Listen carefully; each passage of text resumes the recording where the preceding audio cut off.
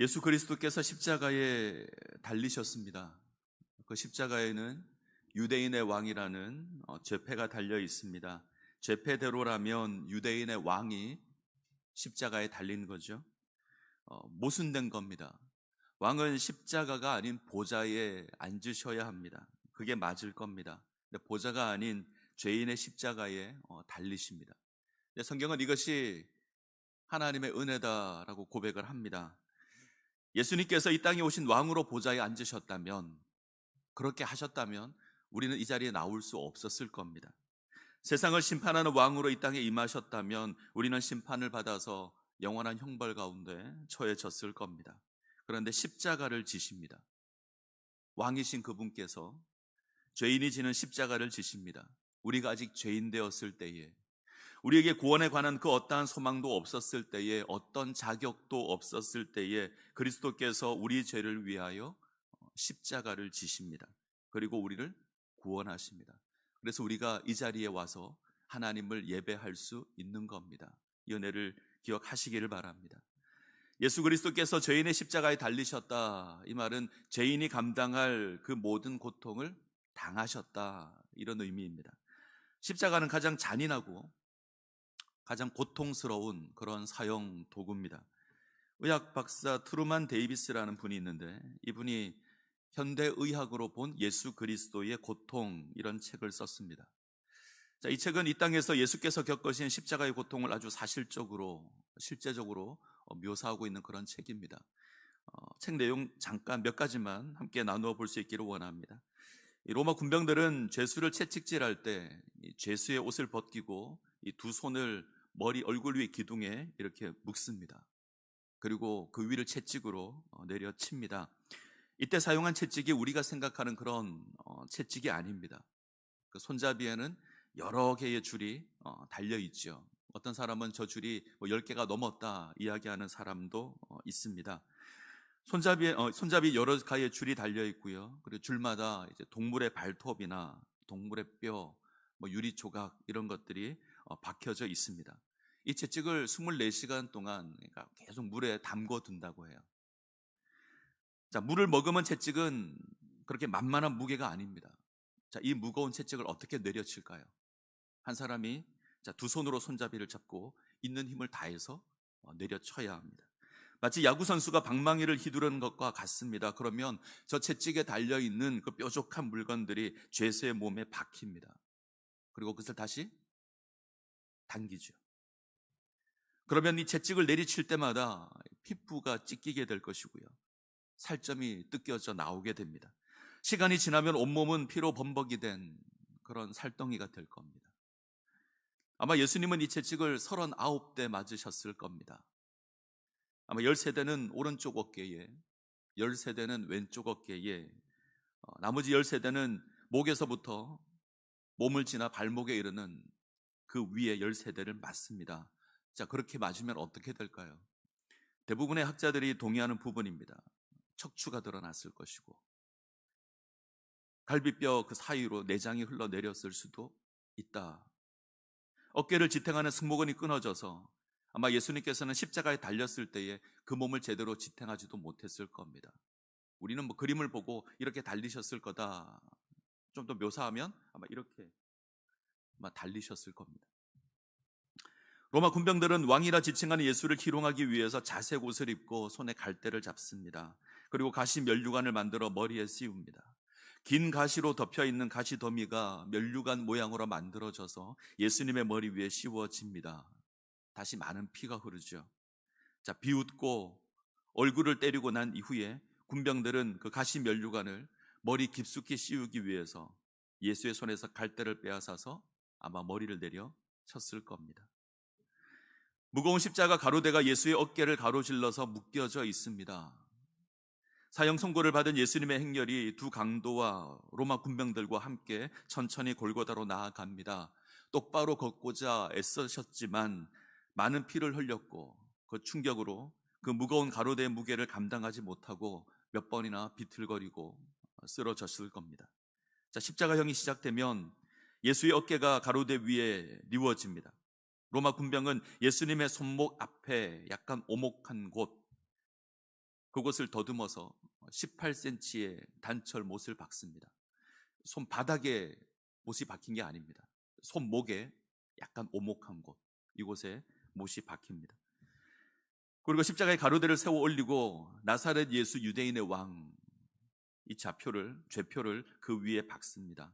그리고 왼발을 오른발에 포개고 발가락이 아래로 향하게 하고 무릎이 적당히 움직일 수 있는 그 상태에서 발목에 못을 박습니다. 그리고 십자가를 세웁니다. 점차 몸이 지쳐서 손목에 박혀있는 못이 몸무게를 지탱하게 되면 아주 무서운 고통이 예수님의 손가락과 팔을 따라 뇌로 전달이 됩니다.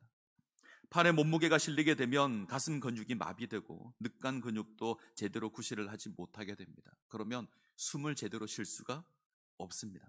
숨을 쉬는 게 불가능해지죠. 공기를 마실 수는 있는데 내쉴 수가 없습니다.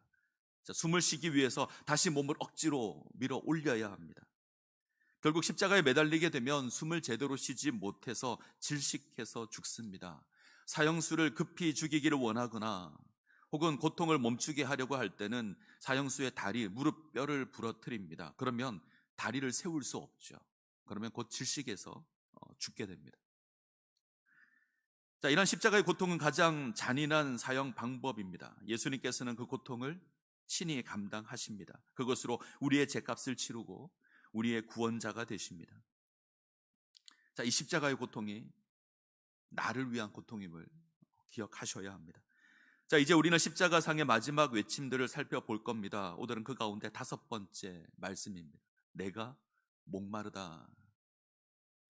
내가 목마르다, 이 외침은 가상 7원 가운데 가장 짧은 고백입니다. 원문에는 하나의 단어입니다. 딥사오라는 하나의 단어로 되어 있습니다. 아주 짧은 외침인데 이 고백은 십자가에 달린 예수님의 고통을 가장 잘 보여주는 그런 표현입니다. 지금 예수님의 고백은 단순히 목마름이 아니죠. 십자가에 못 박히어서 물과 피를 다 쏟으셨기에 주어지는 탄식입니다. 지금 예수님은 가장 극심한 고통 가운데 그 십자가의 고통을 감당하고 있습니다. 오늘 본문에서 예수께서는 모든 일이 이미 이루어진 줄 아시고 성경을 응하게 하시려고 내가 목마르다, 이 고백을 하셨다라고 기록되어 있습니다. 다시 한번 볼까요? 28절입니다. 그 후에 예수께서 모든 일이 이미 이루어진 줄 아시고 성경을 응하게 하려 하사 이르시되 내가 목마르다. 하나님의 백성을 구원하시려는 그 구속 사역이 이루어졌음을 의미합니다. 모든 일이 이루어진 줄 아시고 당신의 백성을 구원하시는 그 구원의 일이 이제 완성되었음을 아시고 당신의 백성을 구원하시려는 하나님 아버지의 뜻을 위해서 고난 받으신 후에 이르시는 고백입니다. 가장 큰 고통 가운데 이르는 고백입니다. 내가 목마르다, 이 고백은 시편 69편에서 인용이 되었습니다. 시편 69편은 시편 22편과 함께, 오늘 우리 청년들이 찬양한 시편 22편과 함께 메시아의 고난을 노래하는 가장 대표적인 시입니다. 시인은 자신에게 임한 그 고난으로 고통스럽게 탄식하고 있습니다. 69편을 한번 보죠. 시편 69편.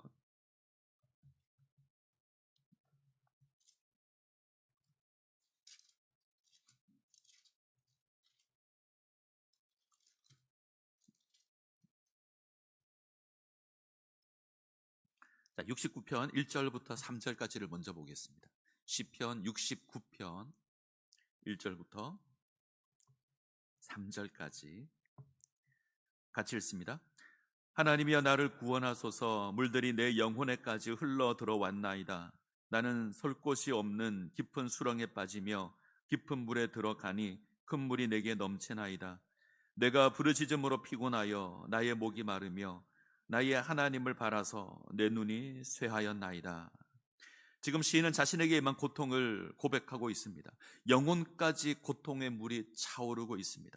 설 곳이 없는 깊은 수렁에 빠지며 큰 물이 나를 휘감았다 고백합니다. 이 죽음의 상황에서 부르짖는 겁니다. 피곤하여서 목이 마를 정도가 되었고 하나님을 바라는 눈은 쇠하였습니다. 학자들은 이 표현이 죽음의 세계를 묘사한 것이다. 그 정도로 고통스러운 상황 가운데 있습니다. 지금 시인은 무고한 고난을 당합니다. 원수는 아무런 이유 없이 시인을 조롱하고 모욕합니다. 이 수치 가운데 시인이 하나님을 바라보고 있습니다. 자, 20절로 가죠. 시편 69편 20절. 자, 20절 21절입니다. 같이 읽습니다. 비방이 나의 마음을 상하게 하여 근심이 충만하니 불쌍히 여길 자를 바라나 없고 긍휼히 여길 자를 바라나 찾지 못하였나이다. 그들이 쓸개를 나의 음식물로 주며 목마를 때에는 초를 마시게 하였사오며. 시인은 이 땅에서 철저히 외면당합니다. 큰 고통 가운데 놓여져 있습니다. 원수의 비방이 시인을 너무 괴롭게 하고 마음은 근심으로 가득 찼습니다. 자, 이 고난 가운데 시인이 위로자를 찾습니다. 그런데 찾을 수 없습니다. 긍휼히 여길 자를 찾는데 찾을 수 없습니다. 다시 한번 20절을 볼까요? 비방이 나의 마음을 상하게 하여 근심이 충만하니 불쌍히 여길 자를 바라나 없고 긍휼히 여길 자를 바라나 찾지 못하였나이다. 나를 위로해 줄 사람, 나를 긍휼히 여겨 줄 사람 찾는데 없습니다. 누군가 도와주기를 원하지만 도리어 그들은 쓸개를 음식으로 주며 목마를 때 초를 마시게 합니다. 밥 대신 먹을 수 없는 쓸개를 주고 물 대신에 식초를 주는 겁니다. 더 괴롭게 하는 거죠. 이로 감당할 수 없는 고통이 시인 가운데 임합니다. 지금 우리 주님 이러한 고난 가운데 있습니다. 이 땅의 모든 것으로부터 고난을 당합니다. 모든 것으로부터 버림을 당합니다. 자기 백성들에게, 유대 백성들에게 버림을 당합니다. 종교 지도자들에게서 버림을 당하죠. 이방인들에게, 이방 로마인들에게 버림을 당합니다. 제자들에게 버림을 당하죠. 그리고 하나님에게서 버림을 당합니다. 예수의 극심한 고통 가운데 그 누구도 예수와 함께하지 않습니다. 멸시와 조롱만이 가득합니다. 자, 우리는 예수님의 고통을 마주하면서 다시 한번 왜 예수님께서 이 고난을 당하셔야 했는가 생각해 보셔야 합니다. 왜 예수께서 고난을 당하셨는가? 왜 버림당하시고 수치를 받으셨는가? 우리는 지난 시간 이 물음에 대한 답을 상고해 봤습니다. 자, 그건 나를 사랑하시기 때문이었습니다. 나의 하나님 되시기 위함입니다. 내가 고난당할 때 나를 도우시기 위해서입니다. 자, 이 사실을 한마디로 표현하면 어떤 표현이 있을까? 자, 한마디로 어떻게 표현할 수 있을까요? 위로자입니다. 예수님은 우리의 위로자가 되시기를 원합니다. 이것을 위해서 고난을 당하십니다. 자, 69편 33절입니다. 69편 33절, 시편 69편 33절 같이 읽습니다. 여호와는 궁핍한 자의 소리를 들으시며 자기로 말미암아 갇힌 자를 멸시하지 아니하시나니. 여호와는 궁핍한 자의 소리를 들으시는 분입니다. 하나님께서는 가난한 자의 고통의 소리를 들으시는 분입니다.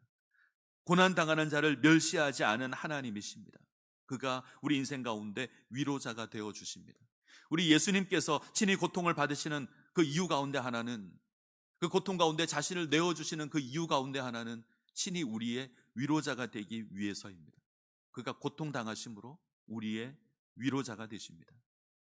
자, 위로란 따뜻한 말이나 행동으로 괴로움을 들어주거나 슬픔을 달래주는 말이 위로죠. 사람들은 끊임없이 위로받기를 원합니다. 사랑하는 사람과 이별하였을 때 위로받기를 원합니다. 주어진 일이 잘 이루어지지 않을 때 위로받기를 원합니다.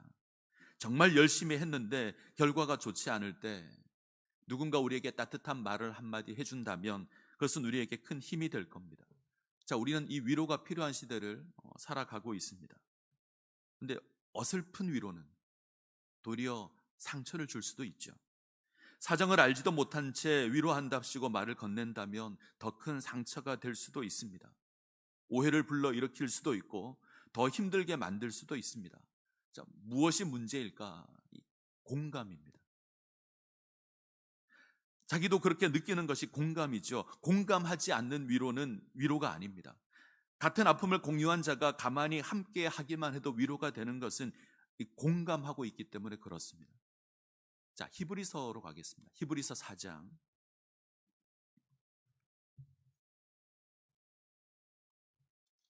히브리서 4장 15절입니다.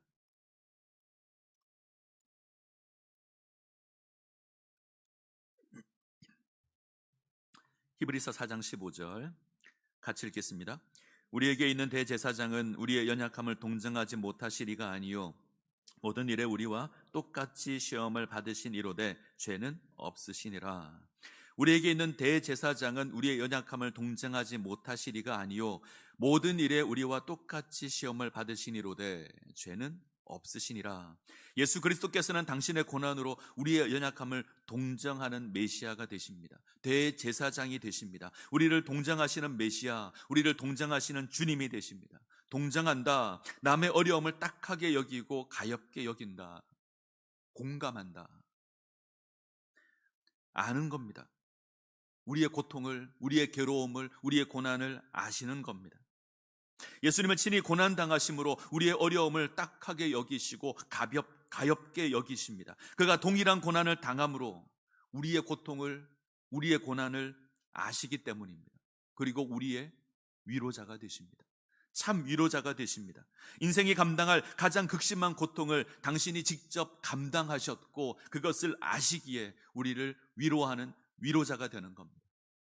우리가 살아가는 인생 가운데 큰 고난의 순간이 있을 겁니다. 어쩌면 그 순간 나를 위로해 주는 이가 없을 수도 있습니다. 누군가 위로해 주기를 원하고 누군가 나를 긍휼히 여겨주기를 원하는데 아무도 내 곁에 없을 수 있습니다. 어쩌면 그때 아무도 나의 고통을 알지 못한다, 우리는 그렇게 탄식할 수 있을 겁니다. 그런데 그때 기억하십시오. 우리를 아시는 분이 계십니다. 우리의 고통을 이해하는 분이 계십니다. 우리 주님께서 우리의 고통을 아십니다. 우리의 고통을 아시고 우리의 위로자가 되어 주십니다. 자, 2장 18절, 히브리서 2장 18절을 보시면 그가 시험을 받아 고난을 당하셨은즉 시험 받는 자들을 능히 도우실 수 있느니라. 그가 시험을 받아 고난을 당하셨기에 시험 받는 자들을 능히 도우실 수 있습니다. 그가 시험을 받아 고난을 당하심으로 우리의 위로자가 되어 주십니다. 우리의 도움이 되어 주시며 우리의 구원자가 되십니다. 이 일을 위해서 십자가를 지시고 그 고통을 감당하십니다. 이 놀라운 은혜가 우리 가운데 있습니다. 결코 우리는 혼자 있지 않습니다. 결코 우리는 버림당하지 않습니다. 우리 주님 우리와 함께 하시고 우리를 붙들어 주시고 우리를 위로하시며 우리를 세워 가십니다. 자, 시편 69편의 시인은 지금 인생의 참된 위로자를 찾고 있습니다. 가난하고 슬픔 당한 그 인생을 위로할 위로자를 찾습니다. 그리고 하나님으로 말미암아 위로를 얻습니다. 2000여 년 전 우리 주님께서는 이 일을 감당하러 이 땅에 오셨습니다. 그가 친히 우리의 목마름 감당하시고 우리의 고통 감당하셔서 우리와 공감하시고 우리를 위로하십니다. 이 하나님이 나의 하나님이 되십니다. 믿으시기를 바랍니다. 자, 다시 요한복음 본문으로 갈까요? 자, 요한복음 19장 28절입니다. 자, 요한복음 19장 28절. 자, 다시 한번 읽겠습니다. 그 후에 예수께서 모든 일이 이미 이루어진 줄 아시고 성경을 응하게 하려 하사 이르시되 내가 목마르다 하시니. 자, 예수께서 모든 일이 이미 이루어진 줄을 아시고 내가 목마르다. 자, 이때 이루어진 일은 말씀드린 것처럼 하나님의 백성을 구원하는 일입니다. 십자가를 지고 고통당하는 겁니다. 이것으로 온전한 제사가 이루어졌습니다. 이제 이 일을 마무리하기 위해서 운명하실 겁니다. 6월절 어린 양으로 희생제물이 되어서 하나님께 당신의 생명을 드릴 겁니다. 자, 주목해야 될 부분이 하나 있습니다. 자, 맨 앞에 나와 있는 단어, 그 후에. 자, 그 후에 문자적으로 해석하면 이것 후에. 자, 바로 앞에 등장하는 내용을 의미하겠죠. 바로 앞에 어떤 내용이 있죠? 우리가 이미 살펴봤던 내용입니다. 바로 어머니와 사랑하는 제자에게 말씀하신 그 내용입니다. 여자여 보소서 아들이니이다. 보라 내 어머니라. 자, 이 해석에 따른다면 하나님의 뜻을 이루는 마지막 일 무엇이죠? 당신의 사람들을 위로하는 일입니다. 남겨진 자들을 기억하고 저들을 위로하는 일입니다. 자, 이 일을 마치시고 마지막 고난의 자를 마치십니다. 이것을 위해서 고난의 자를 감당하십니다. 자, 내가 목마르다. 요한복음 4장을 가면 예수님께서 사마리아를 지나가십니다. 사마리아 성 수가라는 동네에 야곱의 우물 곁에 한 여인을 만나는 이야기가 요한복음 4장에 나옵니다. 자, 힘든 인생을 살아온 여인이죠.